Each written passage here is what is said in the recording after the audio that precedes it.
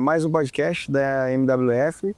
Hoje recebo o Rogério Menezes, que é o responsável pelo desenvolvimento dos nossos geradores e motores, né?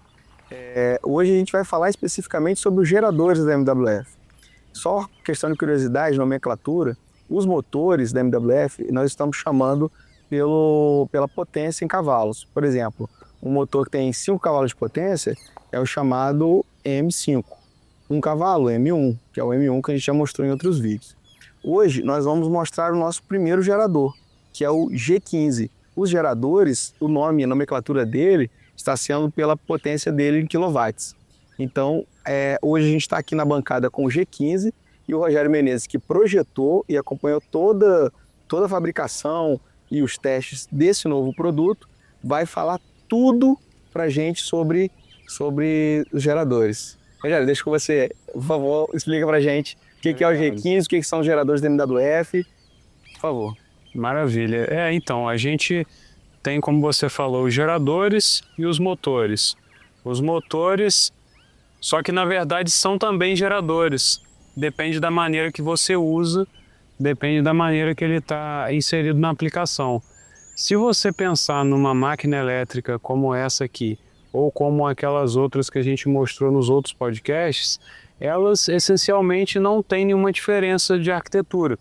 Elas são máquinas cujo estator está na parte interna, e ele fica parado, e o rotor está na parte externa, ou seja, tudo isso daqui gira. Pode parecer estranho, mas isso aqui de fora é o rotor. Então, no interior desse cilindro aqui, tem diversos ímãs que são dispostos em direção ao estator. E a interação dos dois que faz ou a geração de energia, se for um gerador, ou a geração de movimento, se for um motor. Eu poderia usar essa máquina como motor? Poderia. Apesar dela ter sido projetada para ser um gerador, ela pode ser também um motor. Inclusive, muitas vezes, nos nossos produtos, o gerador faz função de motor e gerador, né? Nesse caso aqui não. Nesse caso específico do G15, a gente está falando de uma máquina dedicada 100% à geração. Mas em outros casos, nós temos motores, que são motores de tração, que funcionam como geradores para regenerar energia na desaceleração do veículo. E em outros casos, o papel principal é gerador, mas na partida ele funciona como motor, como se fosse um motor de arranque. É o caso do Start Generator que a gente está fazendo para turbinas, né? Mas falando especificamente desse gerador aqui, é um gerador de 15 kW. Você pode reparar que o tamanho dele é bem reduzido para a potência, ao contrário do M1 que a gente mostrou no último podcast. Esse daqui é todo fechado, ele não tem ventilação, porque a aplicação exige isso. Ele vai ser usado de que maneira? Ele vai ser acoplado a um motor de combustão interna, porque a aplicação dele é um veículo híbrido. Vou falar mais um pouco da aplicação dele em seguida, mas dando sobre o nosso cliente, que é bem relevante aí no Brasil, mas ele vai ser acoplado a um motor de combustão interna, movido a álcool, e vai compor uma das peças da geração desse veículo, que é um veículo híbrido, álcool elétrico, né? Ele tem 15 cavalos e vai alimentar um sistema de baterias que por si só não vão ser a fonte única do veículo, mas junto com o motor, com o gerador, vão fornecer energia para os motores, que inclusive estão sendo feitos aqui também, os motores de tração desse veículo. O gerador fica o tempo inteiro gerando energia, que é retificada e carrega as baterias, e as baterias disponibilizam essa energia já retificada para os inversores que vão modular essas correntes na frequência certa para controlar o motor de tração em si. Então você pode pensar, mas aqui eu já tenho uma uma tensão alternada sendo gerada. Por que eu não uso essa tensão alternada para tocar diretamente os motores lá do sistema de tração? Por que eu tenho que retificar isso aqui? Depois eu preciso jogar numa bateria ainda, aí da bateria vai para o inversor e do inversor só que vai para o motor. Porque, primeiro que essa máquina vai funcionar numa rotação fixa, que é a rotação ideal para a qual ela foi projetada. Nessa rotação, ela gera uma tensão com uma certa amplitude e uma frequência. O retificador foi dimensionado para trabalhar nessas condições. Mas o que acontece se eu jogar essa tensão diretamente para o motor? Acontece que, se ele for um motor, por exemplo, de indução, como são esses motores que a gente vê em casa, em ventilador e compressor de geladeira, etc., são motores mais comuns, eles vão até rodar. Eles não são síncronos, eles vão rodar numa frequência proporcional à frequência de excitação deles, mas você não vai ter muito controle. Esses motores não são feitos para aplicações de tração, né? Então, quando eu tenho uma aplicação de tração, geralmente eu prefiro motores síncronos de ímã permanente, que é exatamente o caso desse veículo. Nesse veículo, eu não consigo casar a frequência do gerador com a do motor, porque primeiro que o gerador funciona numa frequência fixa, então o motor teria que rodar numa velocidade fixa também. Isso daí não faz nenhum sentido para um carro. Faria até se fosse um carro a combustão. O carro a combustão tem esse problema, porque o motor tem uma variação pequena de rotação, então você tem que ter câmbio, embreagem, etc.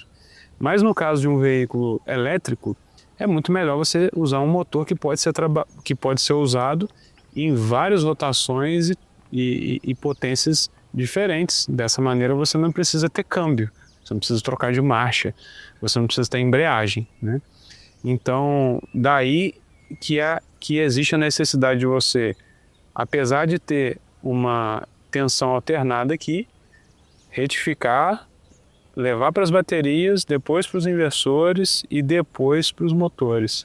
Basicamente, esse que é o papel desse cara aqui na aplicação. Não, perfeito. E algo também que eu acho que é interessante, é muito bom a gente ressaltar, é que esse motor especificamente, né, a gente tem motor motor gerador desse aqui, como o G15, já vendido para aplicação de carro híbrido, não é isso? Gostaria que você falasse um pouco mais sobre a aplicação em carro híbrido. Então, a MWF então, entrou, né, na eletrificação automotiva. Sim, né? Com certeza. Não só o gerador, mas o motor. A gente pode fazer um outro podcast só para falar desse motor, que é um motor bem interessante. Mas esse gerador aqui, onde que ele vai ser usado? Num veículo protótipo desenvolvido pela USP/IPT, né, que é a Universidade de São Paulo, e o Instituto de Pesquisas Tecnológicas, que é o IPT, que ficam no mesmo local lá em São Paulo. Eles desenvolveram um veículo híbrido que precisava de um powertrain, e esse powertrain era da vontade deles, obviamente, que fosse nacional, porque a intenção é que se desenvolva uma cadeia nacional de powertrain elétrico, mas não só do powertrain, de todos os componentes de um carro elétrico, mas o principal conjunto de componentes é o chamado powertrain, que começa onde? Começa num gerador elétrico, por exemplo, né? Claro que nem todos os veículos elétricos têm gerador. Alguns são carregados externamente e ele só vai ter a energia que for carregada na bateria. Outros veículos, os híbridos, funcionam de maneira... Na verdade, existe mais de uma maneira de se conceber um veículo híbrido. Nesse caso, é um veículo híbrido cuja energia vem de um motor a combustão acoplado a esse gerador aqui. Nesse caso, existem muitas vantagens dependendo da aplicação. Vamos falar de aplicações de veículos pesados, por exemplo. Veículos pesados demandam uma quantidade grande de energia para se deslocar. E veículos pesados normalmente fazem trajetos de uma cidade para outra e E muitas vezes não existe nada entre um ponto e outro. Então é necessário que você tenha autonomia de energia durante esse trajeto inteiro. Nesses casos, o veículo 100% elétrico, que só tem baterias, pode ser insuficiente, porque um veículo pesado precisa de muitas vezes mais potência do que um veículo menor. Já existem veículos 100% elétricos muito vendidos, inclusive a gente tem até aqui na empresa, que tem autonomias de 300, 400, 500 quilômetros, mas para você fazer isso para um caminhão, para um ônibus, já é outra conversa, né? É muito mais difícil. Não só nessas situações de veículos pesados, mas até veículo leve pode ter aplicação híbrida. Por exemplo, veículo agrícola. Veículo agrícola não só de maquinário agrícola, como tem um aqui atrás, mas veículo de deslocamento rural, por exemplo. Porque numa propriedade rural, tá certo que na residência, na parte que existe infraestrutura, você normalmente tem acesso à energia elétrica. E inclusive tem oportunidade de colocar painéis elétricos, o que é muito vantajoso, etc. Porém, existem deslocamentos que têm que ser feitos onde você não encontra pontos de abastecimento. E daí você pode usar um veículo híbrido que vai te gerar economia. Você também vai poder carregar a bateria dele quando você tiver acesso à energia elétrica. Porém, você não vai ficar desprovido do veículo quando você não tiver essa energia elétrica disponível.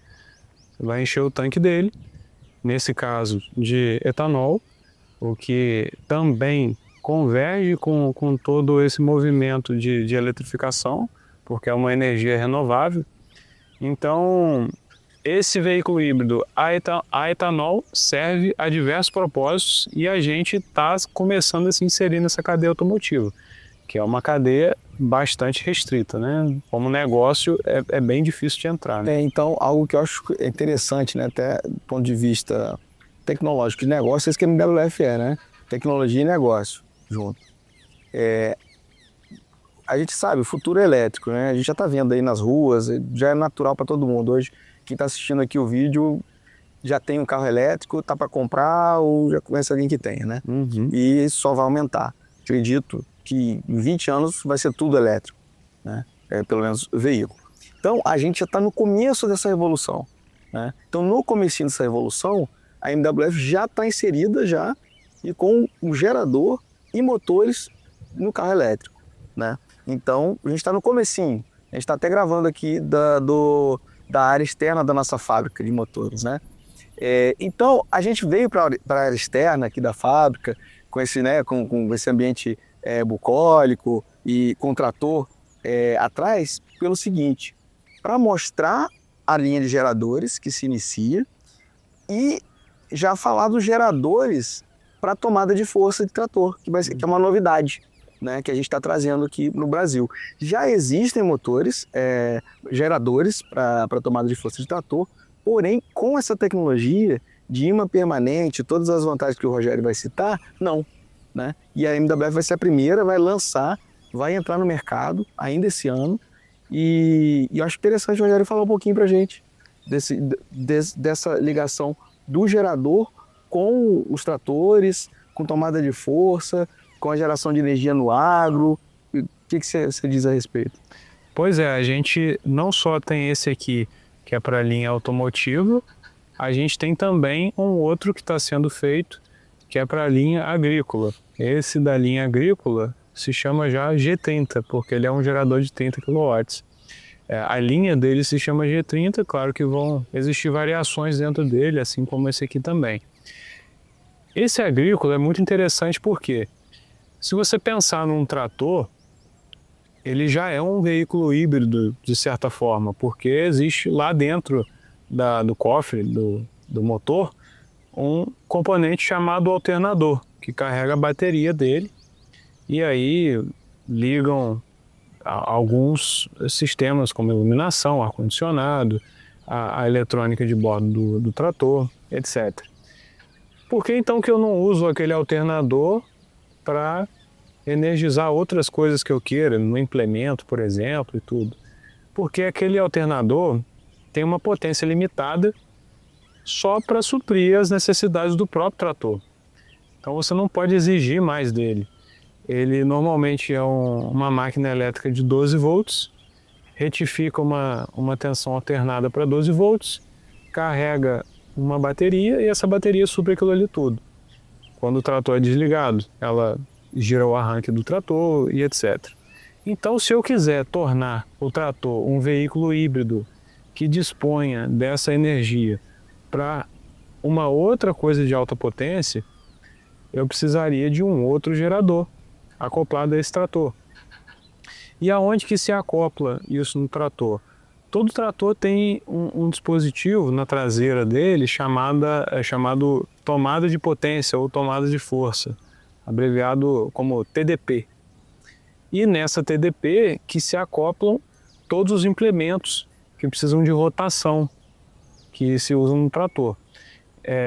Atrás do trator existem outras conexões, tem conexões hidráulicas, tem a barra de tração também, tem os braços hidráulicos, tudo isso aí serve para movimentar e interagir com os implementos. Mas são só interações mecânicas ou hidráulicas que o trator tem normalmente. Se eu quiser ligar uma tomada ali, se eu tiver um dispositivo elétrico no meu implemento e quiser ligar eletricamente no trator, eu não tenho opção de fazer isso. Nenhum trator vem com isso de fábrica. Então, o acessório que resolve essa necessidade é justamente um gerador. O nosso gerador G30 supre a necessidade de vários implementos. Mas por que eu preciso de eletricidade nos implementos? Agora uma pergunta mais um passo atrás. Porque os implementos também estão se tornando elétricos. Não são só os veículos, não são só os tratores, os implementos também. Por quê? Porque já se viu que além de todo o movimento sustentável, existe também muita eficiência em se usar motores elétricos, sistemas elétricos nos implementos. Eu vou dar um exemplo. Se eu tenho um motor hidráulico, que faz parte de todo um sistema hidráulico de um implemento, e está girando um exaustor, né? Nas colhedoras de café a gente sabe que existe esse dispositivo. Eu não sei, apenas olhando para o sistema hidráulico, qual é a rotação que aquele motor hidráulico está a cada momento. Porque eu não sei, eu só sei no sistema hidráulico a potência, quer dizer, a pressão e a vazão. Se eu quiser monitorar a rotação de um motor hidráulico, por exemplo, eu vou ter que colocar um sensor nesse motor e trazer essa informação de volta para eu avaliar. Qual é a vantagem de eu colocar um motor elétrico no lugar desse motor hidráulico nessa aplicação, por exemplo? Você tira toda a complexidade hidráulica para começar, você vai tirar a mangueira, vai poder dimensionar uma bomba menor ou remover a bomba hidráulica que existe no implemento, e você vai ter muito mais informação sobre aquele dispositivo.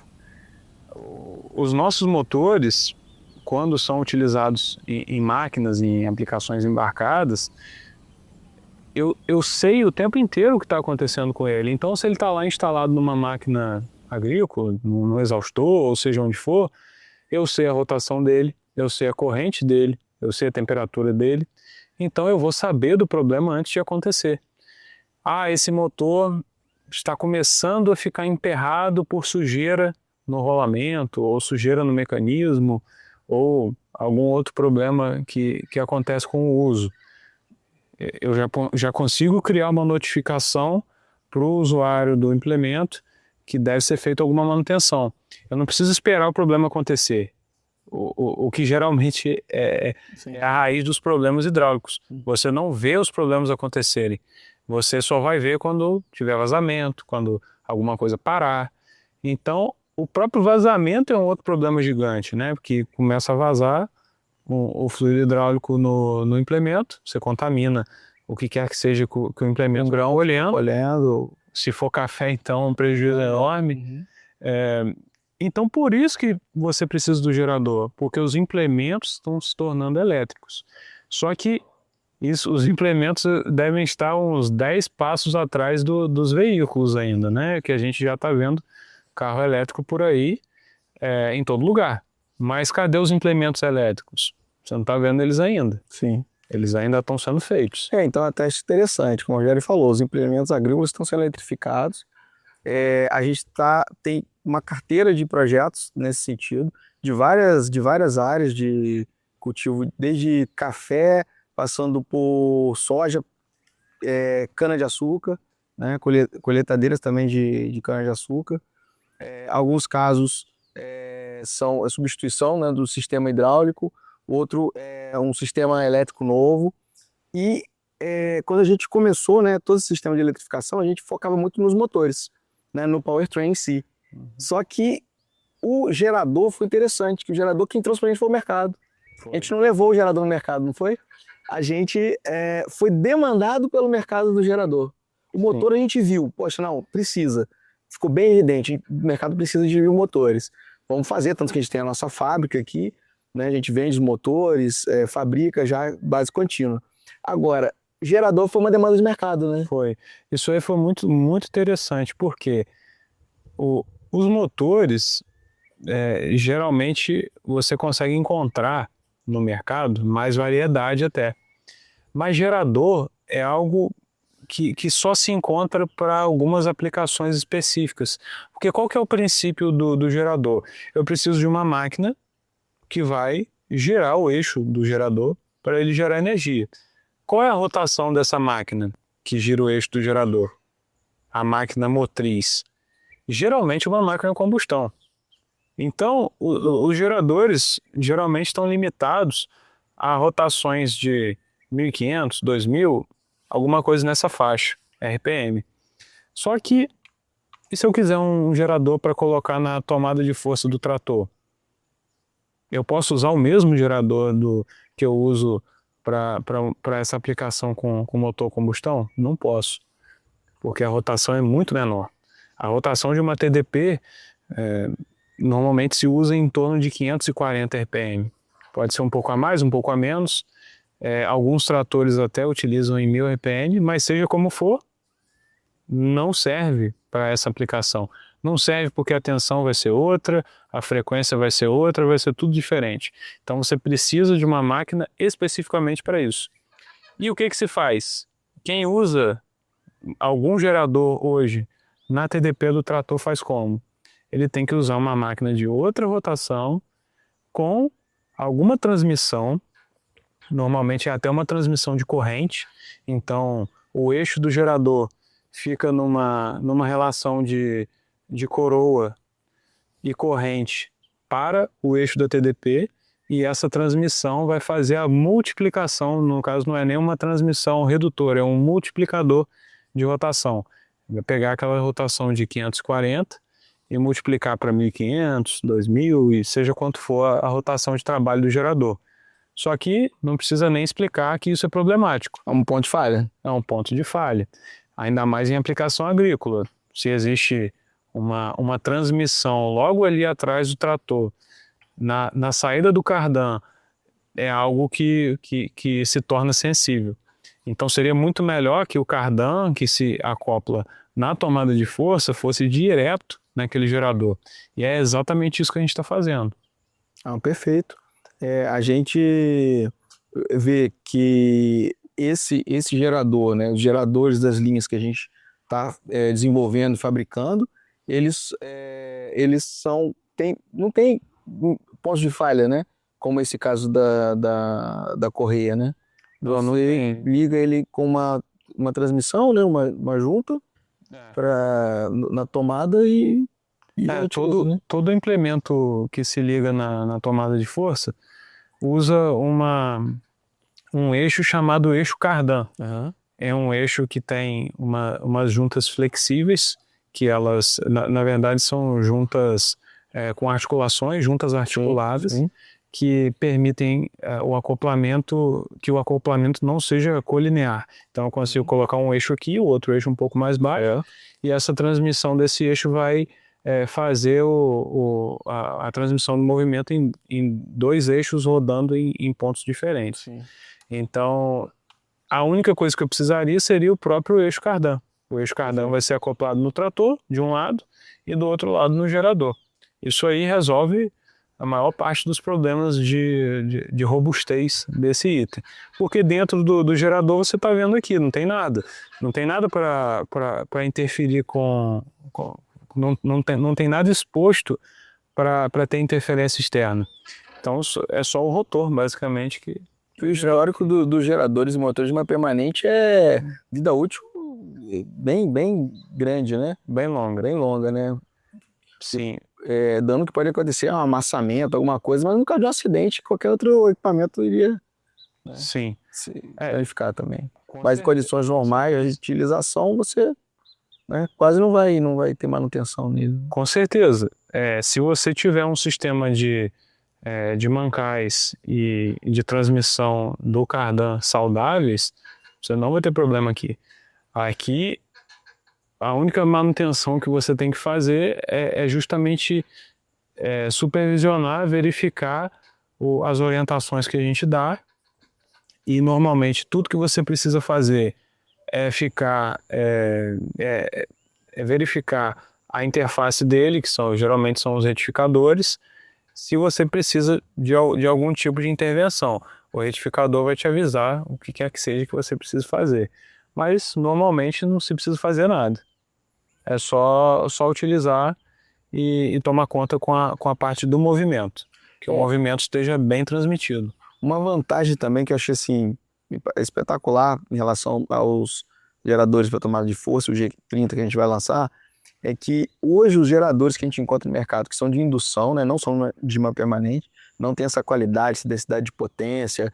Isso aqui é tecnologia de, né, carro elétrico de primeiro mundo, né, que vai ser usado em trator. É que hoje os geradores que a gente encontra de mercado, eles têm inversores, né, que costumam dar muito problema, segundo os nossos clientes. E o nosso gerador ele vai ser totalmente mecânico, não é isso? Ele não vai ter um inversor para ele, né? Sim. Os geradores, eles podem ter também os retificadores, eles podem ter eletrônica. Mas em alguns casos, como é o caso do G30, por exemplo, o cliente usa tensão alternada. Então, eu não preciso retificar essa tensão. O próprio gerador vai dar conta de entregar essa tensão alternada que vai ser utilizada diretamente pelos dispositivos. O que acontece em outros casos é que alguns geradores têm eletrônicas acessórias que são reguladores de tensão para garantir que aquela tensão vai estar disponível. Esses reguladores são um dos pontos de falha desses geradores, que na realidade geralmente são geradores estacionários que são usados em indústria e em alguma coisa assim, improvisados para aquela utilização.